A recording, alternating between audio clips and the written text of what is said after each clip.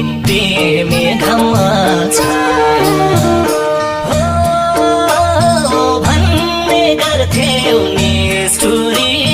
तिमी घाममा छाया आउँदो रहेछ सम्झना त छुट्यो पनि